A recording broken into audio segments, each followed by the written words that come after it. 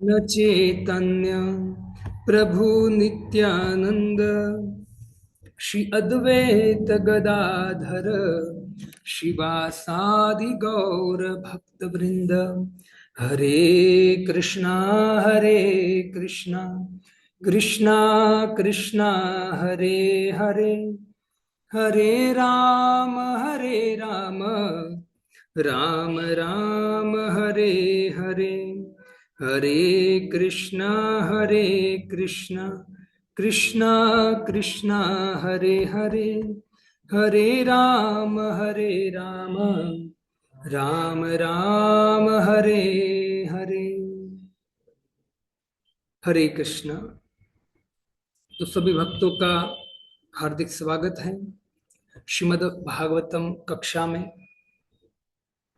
सुद गोस्वामी 88 ऋषि मुनियों को बहुत सुंदर भगवत भक्ति का शिक्षा दे रहे हैं। सुद गोस्वामी कहते हैं कि समस्त जीव का कल्याण कब होगा? जो वो परम धर्म के धर्म का पालन करेंगे। परम धर्म क्या है? तो कहते यतोर भक्ति अधोक्षजे, भगवान अधोक्ष की भक्ति करना ही परम धर्म है। और आगे सुद गोस्वामी कहते कि उसी भगवान का हमको क्या करना चाहिए? श्रवण करना चाहिए, गुणगान करना चाहिए, पूजन करना चाहिए। जब इस तरह से करेंगे तो निश्चित है भगवान प्रसन्न होंगे। और आगे के श्लोक में सुद गोस्वामी ने, उसके बाद वाले श्लोक में सुद गोस्वामी ने कहा कि वास्तव में हम जो जीवन जी रहे हैं संसार में, उसमें सदा के लिए भगवान का स्मरण रखना चाहिए। हम 24 घंटे नित्य हमको भगवान का स्मरण हो। तो प्रश्न हो सकता है कि सदा नित्य भगवान का स्मरण कैसे होगा? तो सुद गोस्वामी कहते हैं कि कोई व्यक्ति ध्यान पूर्वक श्रवण करेगा, ध्यान पूर्वक श्रवण करेगा, ध्यान पूर्वक कीर्तन करेगा, गुणगान करता रहेगा, जीवन में भगवान की पूजा करता रहेगा, तो निश्चित है धीरे धीरे उनकी ऐसी आदत बन जाएगी कि उनको हर जगह पर भगवान की उपस्थिति दिखेगी। जैसे भगवान ने विश्व विराट स्वरूप दिखाया, तो भगवान वही बोले कि अर्जुन में विश्व विराट स्वरूप के रूप में इसलिए मैं प्रकट होता हूं कि जो व्यक्ति को मेरे पर श्रद्धा नहीं है, विश्वास नहीं है, वो व्यक्ति कम से कम विश्व विराट स्वरूप जो है उनको देखकर मेरी अनुभूति कर सकते हैं। कैसे? जैसे भगवान ने कहा कि नदियां जो है वो, मतलब जो जल है, वो जल के रूप में मैं हूं। तो आप जब जल का दर्शन करते हो, जल पीते हो, तो आप किसको स्मरण करोगे? भगवान को स्मरण करोगे। जब पहाड़ देखोगे तो भगवान के पहाड़ जो है मेरी हड्डियां है। तो जब पहाड़ को हम देखेंगे तो हमको स्मरण आएगा कि देखो ये भगवान की हड्डियां है, बड़े बड़े पहाड़। नदियां देखोगे तो भगवान कहते नदियां वो मेरी नारी है। तो नदियां को देखकर हमको भगवान का स्मरण आएगा। जो व्यक्ति नितांत, मतलब भगवान को विश्वास नहीं है, भगवान पर, भगवान पर श्रद्धा नहीं है, ऐसे लोगों के लिए भगवान ने विश्व विराट स्वरूप का स्थापना किया था। तो जिस तरह से व्यक्ति सभी जगह भगवान का स्मरण कर सके। यह सुद गोस्वामी कहते यदि आपको निरंतर भगवान का स्मरण करना है तो आपको क्या करना पड़ेगा? श्रवण कीर्तन गुणगान भगवान का करते रहना पड़ेगा, सुनते रहना पड़ेगा। और भगवान की पूजा अर्चना है, सेवा करते रहना पड़ेगा। जब ऐसे नित्य आप लगे रहोगे भक्तों के संग में, तो आपकी बुद्धि, जो मन है, वो उसको अच्छी तरह ऐसे एक्सेप्ट कर लेगा कि आप यदि खाली शांत खड़े रहोगे तभी मन भगवान का स्मरण करेगा, है ना। तो नाम रूप गुण लीला, उनका जब श्रवण कीर्तन निरंतर करते रहते तभी हमारी अंत में ऐसी स्थिति आएगी कि भले हमारा शरीर न चलता हो, लेकिन हमारा मन जो है उसने पूरा जीवन नाम रूप गुण लीला जो भगवान का है उनका श्रवण कीर्तन किया है, तो मन उनका स्मरण करेगा। ये विधि है। तो सुद गोस्वामी ने कहा तो मुख्य क्या है? श्रवण है। तो चलो मुख्य श्रवण है। तो एक प्रश्न और हो सकता है कि प्रभु अगर मुख्य, यहां सुद गोस्वामी कहते हैं कि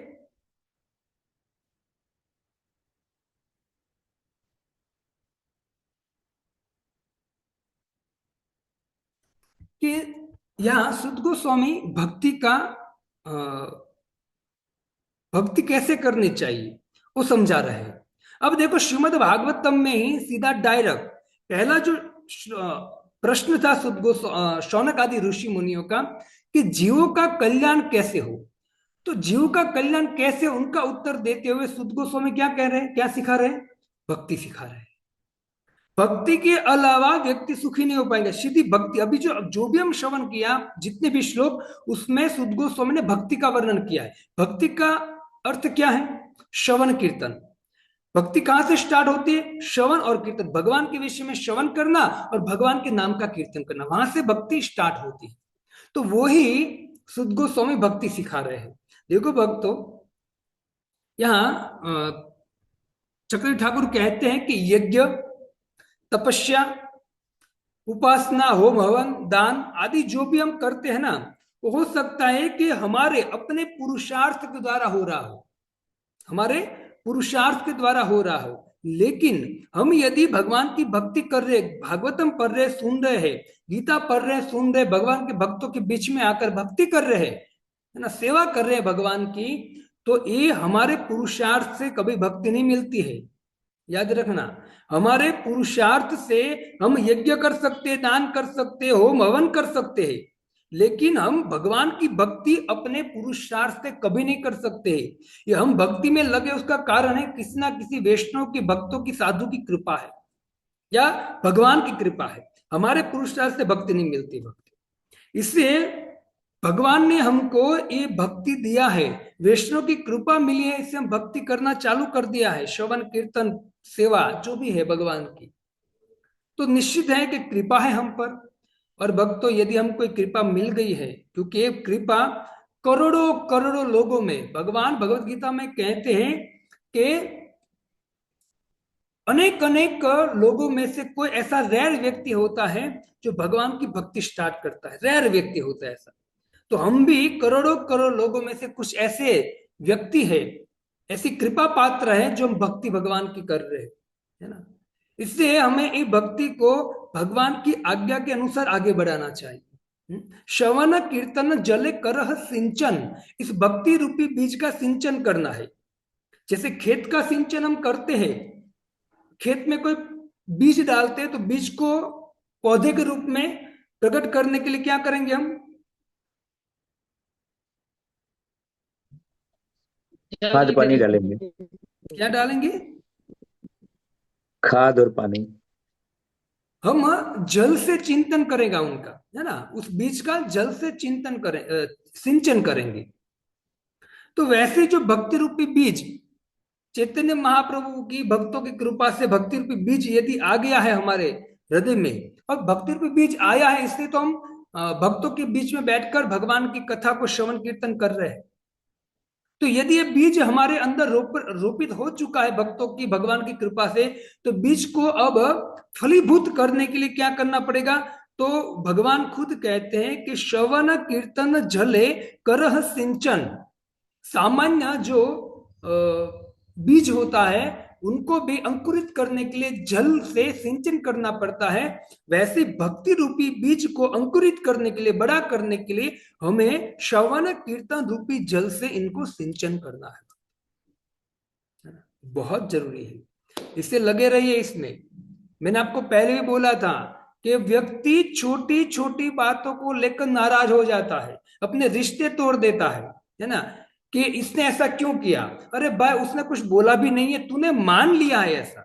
तूने क्या कर लिया है? मान लेते व्यक्ति क्या कर लेता है? मान लेता है ना। अगर मानो कि कोई व्यक्ति, एग्जाम्पल देता हूं कि कोई व्यक्ति ने फोन किया किसी दूसरे व्यक्ति को, उसने फोन नहीं उठाया, है ना, तो व्यक्ति मान लेता है कि देखो इसने मुझे फोन फोन नहीं उठाना था, है ना, मुझे मेरा मतलब क्या बोलते हैं उनको।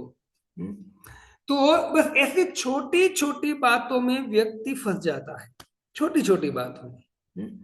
वो उसमें क्या होता है, हमारे अंदर मान की, सम्मान की भावना होती है ना, कि ये व्यक्ति मुझे बुलाए, अगर नहीं बुलाता है तो हम उससे बात करना बंद कर देते, उसके प्रति हमारे अंदर नफरत चालू हो जाती है, छोटी छोटी बातों में। इससे भक्तों, छोटी छोटी बातों में हमको विचलित होने की जरूरत है ही नहीं, है ना। वो सामने वाला क्या विचार कर रहे हैं वो क्या पता आपको। अब हम तो परमात्मा है नहीं, हम उसके मन को जानते हैं। इससे कभी भी हमको मिसअंडरस्टैंडिंग में नहीं पड़ना है, मिसअंडरस्टैंडिंग। है ना। इससे यदि आपको भक्तों की कृपा चाहिए तो अपना स्वार्थ छोड़ दीजिए, अपना मान सम्मान छोड़ दीजिए। अगर भगवान की और भक्तों की कृपा चाहिए, भगवान के धाम में परत जाना है, तो अपने मान सम्मान को छोड़ दीजिए, है ना। आप उनके सामने जाके हम सबको नतमस्तक होना चाहिए, है ना। और वो जो भक्त होता है वो, अगर आप सेवा से प्रसन्न हो जाएगा, वो आशीर्वाद देगा आपको। इससे कभी भी अपने, ये मन तो बारंबार आपको संकल्प और विकल्प कराएगा, आपको भक्तों से दूर ले जाने का प्रयत्न करेगा, भक्तों के प्रति हमारी श्रद्धा डाउन हो जाए ऐसा मन करेगा, है ना। लेकिन हमको ये मन में फंसना नहीं है। हमको शास्त्र, भगवद गीता, भागवतम की ये जो शुद्ध वाणी है, जो साधुओं का आचरण है, उनके द्वारा हमको जीवन में उतारना है हमको। इससे भक्तों, ये जो भक्ति रूपी बीज मिला है, उसको श्रवण और कीर्तन के द्वारा उसको बड़ा करना है भक्ति में, और श्रवण और कीर्तन के द्वारा ही बड़ा होगा। इसे निरंतर हमको भगवान के विषय में श्रवण कीर्तन करना बहुत जरूरी। चलो हम एक प्रश्न और करें कि मानो कि प्रभु जी आपने कहा, सुध गोस्वामी ने कहा कि श्रवण कीर्तन, श्रवण करने से व्यक्ति को धीरे धीरे ऐसी स्थिति हो जाएगी कि वो कोई भी अवस्था में होगा वो भगवान का स्मरण कर पाएगा। और भगवान भगवत गीता में कहते हैं कि जो भी मेरा व्यक्ति स्मरण करता है और स्मरण करता करता शरीर छोड़ता है, वो मेरे धाम में आता है। देखो भक्त, एक बात बताऊं मैं आपको, अभी आप श्रवण कर रहे हो, 28-30 लोग जुड़े हुए,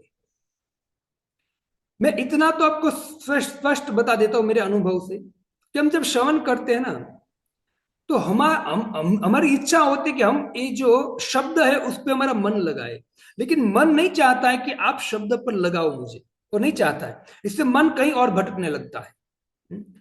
ये यहाँ इतनी सुंदर ये भगवान की वाणी का श्रवण कर रहे हैं, लेकिन मन कहीं और चला जाता है, उसका किसी और का चिंतन करता है, और हम बेमनस्क हो जाते हैं। हम श्रवण करते करते भी क्या हो जाता है, बेमनस्क। हम बैठे यहाँ लेकिन सुन नहीं रहे, क्यों? और मन हमको उस कथा में अरुचि पैदा कराने का प्रयत्न करता है, ऐसे ऐसे विचार देता है। कथा सुनते सुनते की बात करो, अभी सुन रहे हैं ना, तो सुनते सुनते ऐसे विचार देते हैं कि हमारा मन कहीं और चला जाता है। इससे मन को एकदम एकाग्र भाव से रखकर श्रवण परफेक्ट करने का प्रयत्न करो। यदि आपका श्रवण परफेक्ट नहीं होगा, आप कीर्तन नहीं कर पाओगे, और कभी कभी ऐसी परिस्थिति आ जाएंगी तो परिस्थिति में जितना भी आपने ज्ञान लिया है वो हवा हो जाएगा। क्यों? क्योंकि आपने ध्यान पूर्वक उसका श्रवण नहीं किया। इससे भक्ति में हम जितने अग्रसर होता है व्यक्ति, जैसे एक वृक्ष होता है, वृक्ष छोटा होता है, धीरे धीरे बढ़ता है, उसमें डाली आती है, पत्ते आते हैं, फूल आता है ना, और फल आते हैं। और जितने फूल फल आने आते जाते हैं वृक्ष पे, तो वृक्ष झुकता है ना, है, वृक्ष झुकता है।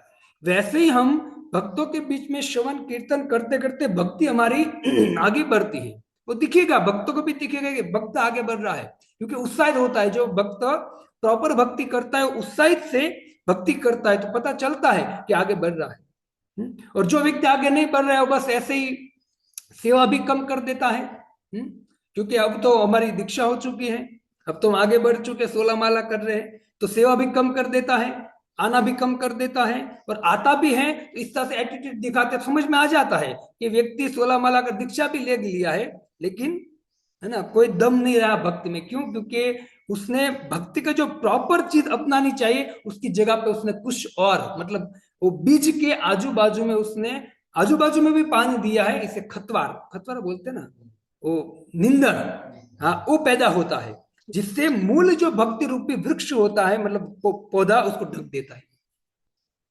इससे सावधान रहना चाहिए।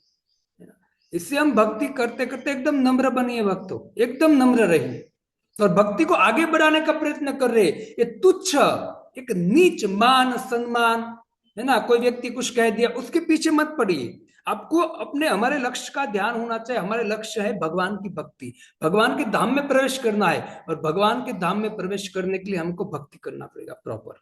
और भक्ति में जो भी अड़चन आएगी उसको हम साइड कर देंगे, बस करेंगे भक्ति।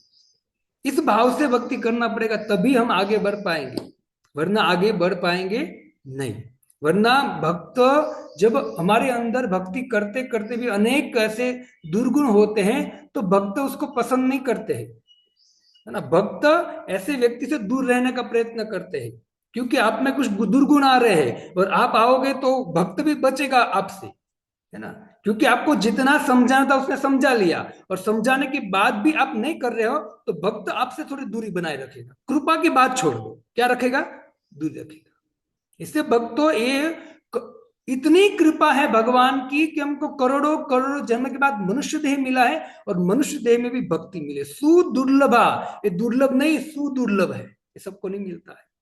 इससे एक थोड़ी छोटी छोटी बातों को पकड़कर भक्ति में अग्रसर होना है। हमको ये प्रभुपाद जी की वाणी को, एक मूवमेंट को आगे ले जाना है, सबको सिखाना है। घर घर में जो झगड़ा होता है उसका कारण यही है कि व्यक्ति को सच्चा ज्ञान नहीं है, भक्ति नहीं है व्यक्ति में। इसे भक्ति देने के लिए सुद गोस्वामी इस समस्त श्लोक का उच्चारण करते हैं। तो एक प्रश्न होता है कि प्रभु श्रवण करने को आप बोल रहे, श्रवण के पीछे सब कुछ होगा, भगवान की श्रवण के पीछे। तो श्रवण करना है हमको, हमारी बहुत इच्छा है कि बारंबार श्रवण करें, लेकिन प्रभु जी हमारी रुचि नहीं है। क्या नहीं है? रुचि नहीं है। हमको इच्छा नहीं होती, हमारी रुचि कथा में नहीं है, तो क्या करें? रुचि कैसे पैदा हो? सुद गोस्वामी अब उसका जवाब दे रहे। देखिए कि आपकी रुचि नहीं है कथा में, भगवान के विषय में श्रवण करने से भक्ति बढ़ेगी। प्रथम श्रवण है और फिर कीर्तन है, तो श्रवण में रुचि नहीं है, तो रुचि कैसे लाए? सुनिए ध्यान से। शुश्रूषो श्रद्धानस्य वासुदेव कथा रुचि स्यान महसेवया विप्रा पुण्य तीर्थानि सेवना। सुद गोस्वामी कहते हैं, हे द्विजो, मतलब वहां कौन बैठे सामने? द्विज, जिसने गुरु से दीक्षा प्राप्त कर चुके, इसको द्विज बोलते हैं। हे द्विजो, जो भक्त समस्त पापों से पूर्ण रूप से मुक्त है, उनकी सेवा करने से महान सेवा हो जाती है। ऐसी सेवा से वासुदेव की कथा सुनने के प्रति रुचि, लगाव उत्पन्न होता है। कितना सुंदर बात का है। शुश्रूषो, जो व्यक्ति भगवान की कथा सुनने में व्यस्त है, श्रद्धानस्य, श्रद्धा के द्वारा, जो श्रद्धा के द्वारा भगवान की कथा को श्रवण करने में व्यस्त है। किसकी कथा सुनने में? वासुदेव कथा रुचि, जिसकी रुचि भगवान वासुदेव में है, भगवान श्री कृष्ण की कथाओं में, राम की कथाओं में जिसकी रुचि है, भगवान की कथाओं में, ऐसे भक्तों की स्यान महत सेविया, मतलब ऐसे महत व्यक्ति को, मतलब भक्तों की सेविया, सेवा करने से है विप्रो पुण्य तीर्थान सेवनार्थ, है ना। वो कहते कि वो व्यक्ति समस्त पापों से मुक्त हो चुका है। क्यों? क्योंकि दिन रात भगवान की कथा कीर्तन सेवा में, श्रवण कीर्तन में लगा है, वो भगवान की भक्ति में लगा है। और ऐसा अनेक समय से भगवान की भक्ति में लगा हुआ भक्त जो होता है, उस पाप से मुक्त हो चुका है। और ऐसे भक्तों की सेवा करने से आपके अंदर क्या पैदा होगा? तो कहते हैं वासुदेव कथा रुचि, आपको भगवान की कथा में रुचि प्रकट हो जाएगी। भक्तों, ये वास्तव में करोड़ों करोड़ों जन्म के बाद हमको ये जो रुचि हो जाती है ना भगवान की कथा में, तो समझो ये भगवान का सबसे बड़ा गिफ्ट है आपको। इससे बड़ा कोई गिफ्ट नहीं है। क्यों? भगवान की कथा में रुचि। अब भगवान की कथा में रुचि हो जाती है ना, उसको क्या होता है पता है? गोपिया कहती है, ब्रज की गोपिया कहती है कि तब कथामृतम तप्त जीवनम। कोई व्यक्ति आपकी कथा श्रवण करेगा तो कितना भी अंदर दुखी होगा, चिंता से जल रहा होगा, है ना, कितना भी टेंशन होगा, तो कहते हैं कि तब कथामृतम तप्त जीवनम, जो तप रहा है अंदर, चिंता दुख उपाधि से अनेक प्रकार से जल रहा है व्यक्ति संसार में, तो कहते हैं तप्त जीवनम, उसका जो तपा हुआ जीवन है वो एकदम एकदम शांत हो जाएगा, एकदम शांत। और ऐसी कथाओं को कोई व्यक्ति हमको श्रवण करता है तो कहते हैं कि तव कथामृतम तप्त जीवनम कवि भीड़ितम कल्मशापनम, और ऐसी कथा से हमारे जीवन के कल्मश दूर हो जाएंगे। हमारे जीवन के कल्मश क्या है? काम, क्रोध, लोभ, मोह, मद, मात्सर्य, ईर्ष्या, निंदा, अनेक प्रकार के ऐसे कल्मश है। एक कल्मश से हम मुक्त हो जाएंगे। और कहते श्रवण मंगलम, और जितना व्यक्ति श्रवण करता जाएगा उनका मंगल होना चालू हो जाएगा, अमंगल दूर हो जाएगा। जैसे रामायण में आप देखोगे तो कहते हैं मंगल भवन अमंगलहारी, भगवान मंगल को प्रदान करते हैं, अमंगल को हरण कर देते हैं। ऐसे जब कोई व्यक्ति वही भगवान से अभिन्न, भगवान और भगवान की कथा में कोई अंतर नहीं है, ऐसे भगवान की कथा श्रवण करता है तो अमंगल से दूर हो जाता है और उनके जीवन में मंगल आता है। तो ये है कथा श्रवण करना। एक गोपिया कहती है कि प्रभु अभी अभी आप चले गए मथुरा में, लेकिन फिर भी अभी हम जीवित हैं, क्यों पता है? क्योंकि हम दिन रात आपकी कथा का श्रवण कर रहे हैं, वरना प्रभु आपके बगैर एक क्षण भी हम रह नहीं पाएंगी, हम मर जाएंगी। तो भगवान ने कहा मर क्यों नहीं गई? अगर मैं तो मथुरा चला गया था, आप कहते हो कि आपके बगैर मैं रह नहीं पाऊंगी, तो क्यों मर नहीं गई? मैं तो चला गया था। तब गोपिया कहते कि प्रभु क्योंकि हम दिन रात आपकी कथा श्रवण कर रहे, आपकी कथा हमारा जीवन है, हमको जिला रही है आपकी कथा। इससे भक्तों आप कोई भी शास्त्र पकड़ लो, चाहे वेद पुराण इतिहास चार वेद कुछ भी पकड़ के पढ़ो उनको, अंत में कंक्लूजन तो वही आएगा कि भगवान के विषय में श्रवण करो। और जिनके भी कोई सामान्य भौतिक जगत का जीव है, चाहे सचिन तेंदुलकर हो, महेंद्र सिंह धोनी हो, या कोई फिल्मी स्टार हो, उनको आप जानते नहीं हो, लेकिन उनके विषय में आप श्रवण करोगे ना, खाली श्रवण, उनको देखा भी नहीं आपने, खाली श्रवण करने से धीरे धीरे उसमें प्रेम हो जाएगा, रुचि हो जाएगी उसको। वैसे ही यदि भले हमने भगवान को देखा नहीं है, लेकिन भगवान का अनुभव करना है, तो भगवान खुद कहते क्या करो, मत चित्ता मत गत प्राणा बोधियंत परस्पर, मेरे भक्तों के बीच में बैठकर मेरे नाम, मेरे रूप, मेरे गुण लीला का श्रवण कीर्तन करो, आपको अनुभूति होगी मेरी। ये भगवान कहते श्रद्धानस्य, श्रद्धा के पूर्वक क्या करना चाहिए, ऐसे भक्तों से भक्तों की सेवा करनी चाहिए। और भक्तों की सेवा करने का अर्थ बहुत होते हैं, बहुत प्रकार से भक्तों की सेवा कर सकते हो, लेकिन सबसे बड़ी भक्त की सेवा क्या है पता है? भक्त की सेवा है कि जो भक्त भगवान का प्रचार कर रहे हैं उसमें हेल्प करना पूरी तरह, मतलब ऊपर ऊपर से नहीं, कपट भाव से नहीं, दिखावा नहीं, पूरे एकदम इन्वॉल्व होकर उनको प्रचार में, मतलब वो भगवान का प्रचार करने का प्रयत्न कर रहा है, तो हमको भी उनका हेल्प करना चाहिए। और दूसरा, और ऐसे भक्तों से मुख से भगवान की कथा श्रवण करना चाहिए, ये उनकी सेवा है। इससे देखिए प्रभुपाद जी कहकर गए कि यदि मैंने आपको जो भी दिया है, यदि आप बहुत प्रसन्न हो, है ना, तो मेरी सेवा करना चाहते हो ना, तो एक ही काम करो, क्या, ये जो मैंने आपको संदेश दिया है वही संदेश को आगे पहुंचाओ, अब प्रचार करो। प्रभुपाद जी कहकर गए, है ना। तो ये प्रभुपाद जी की कृपा है कि अभी हम ये श्रवण कीर्तन करने के लिए बैठे भक्तों, बहुत कृपा है।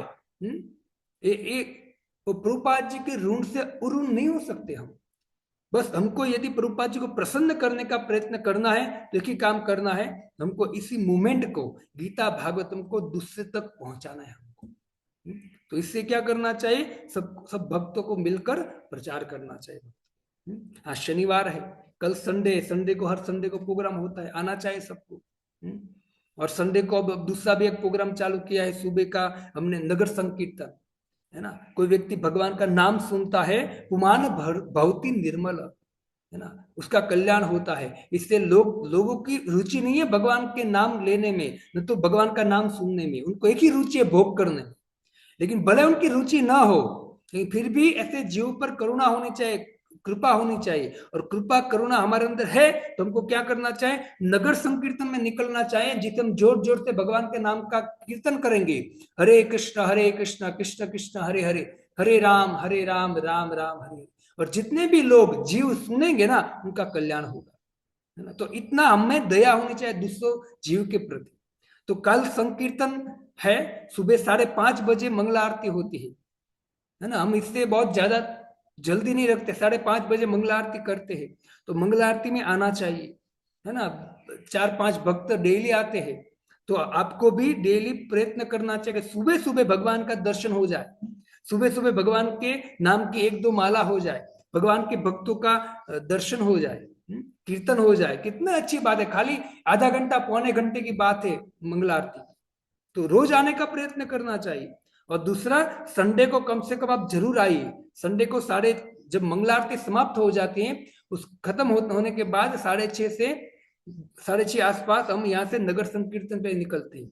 आधा घंटा पौना घंटा वॉकिंग भी हो जाती है, और दूसरा समस्त जीवों को हम नाम का श्रवण भी करा सकते हैं, और भगवान भी प्रसन्न हो जाएंगे, है ना। तो आना चाहिए। यही वास्तव में प्रभुपाद जी को प्रसन्न करने का सबसे बड़ा उपाय है।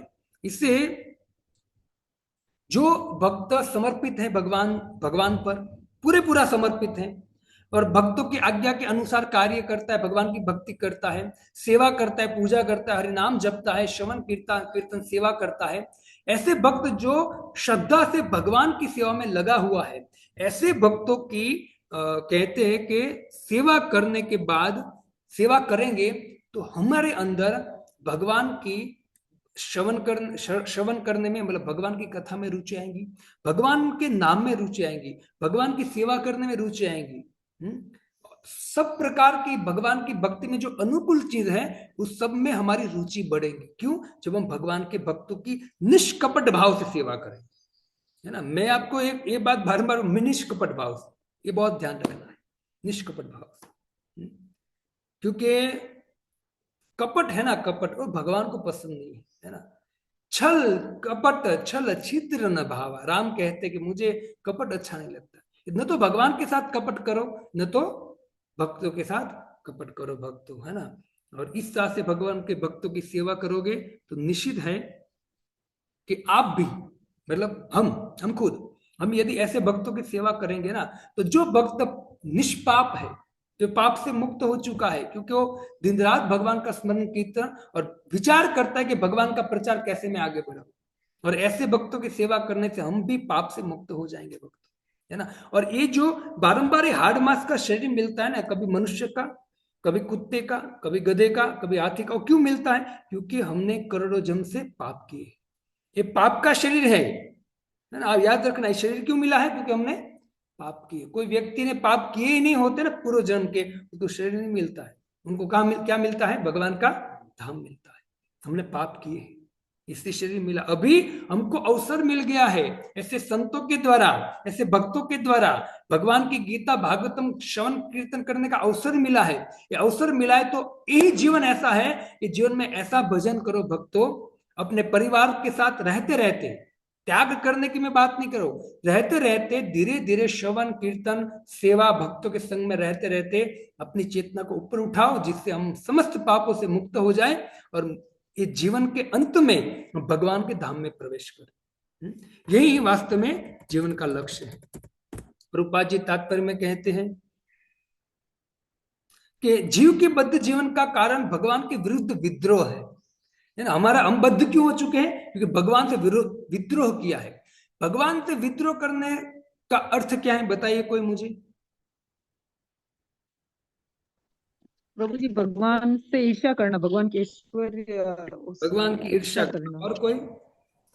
हरे कृष्णा प्रभु जी, दंडवत प्रणाम।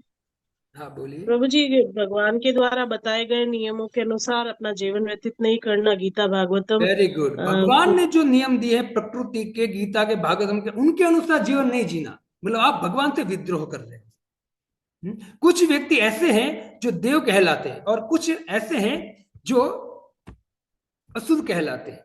देव कौन कहलाते हैं और असुर कौन कहलाते हैं, बताइए मुझे। ये तो प्रभु जी जो भगवान को फॉलो करते हैं और भगवान को मानते हैं,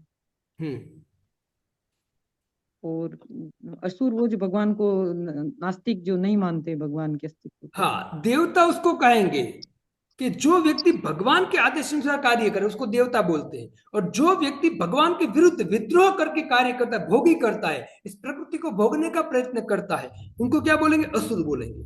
असुर ऐसा नहीं कि दो सिंह है बड़े बड़े कर रहा है, नहीं, उसको असुर नहीं बोलेंगे।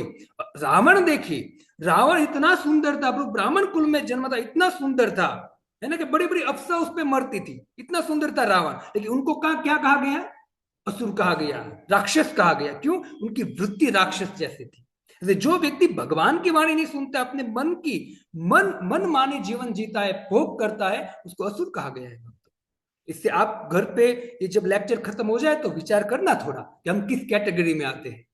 असुर की या फिर देवता की कैटेगरी में। आप सुन ना, ध्यान से विचार कर लेना आप। यदि देवता बनना है भक्तों, भगवान को फॉलो करो, आनंद आएगा, सुख आएगा और अंत में परम गति प्राप्त होगी। लेकिन असुर जैसी वृत्ति में भोग करने लगेगे ना, तो निश्चित ही अधोगति में जाएंगे। रूपा जी बहुत सुंदर बात कहते हैं, क्योंकि ये परमेश्वर की सत्ता के विरुद्ध रहते हैं। श्रीमद भगवद गीता के 16वें अध्याय में असुरों का विशद वर्णन किया गया है। 16वां अध्याय आप पढ़ लेना भगवद गीता के, उसमें असुर का वर्णन किया है, जिसमें कहा गया है कि उन्हें जन्म जन्मांतर अज्ञान की निम्नतर अवस्था में रखा जाता है। जो असुर होता है खाली भोग ही भोगता है, पैसा इकट्ठा करना, पुत्र उत्पन्न करना, खाना पीना, अच्छे कपड़े पहनना पीना, मौज शौक करना, और उसमें जीवन व्यतीत कर देता है, तो कहते हैं उनको अज्ञान रूपी निम्नतर अवस्थाओं में उनको रखा जाता है। मतलब नर्क, नर्क जैसे लोकों में रखा जाता है उनको। इससे भक्तों सावधान रहिए, और कभी भी ऐसा मत सोचे कि नहीं ये प्रभु जी डरा रहे, डरा नहीं रहा हो। आप भागवतम पढ़ लीजिए, ये भगवान खुद बोले हैं कि ऐसी, क्योंकि मेरी सरकार है, आप अच्छा करोगे तो आपको बहुत अच्छा फल मिलेगा, बुरा करोगे तो आपको ऐसी जेल मिलेंगी जहां उस जेल में खाली 6x6 की कोठरी होगी, उसे टॉयलेट बाथरूम भी अंदर ही होगा।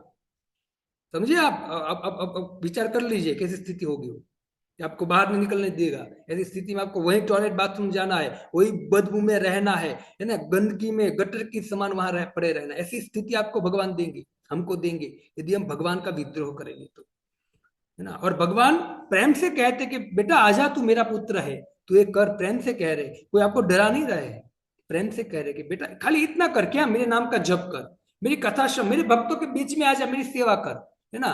24 घंटे में कम से कम कुछ समय दे दे मुझे, बस इतना। कितने कृपालु है भगवान।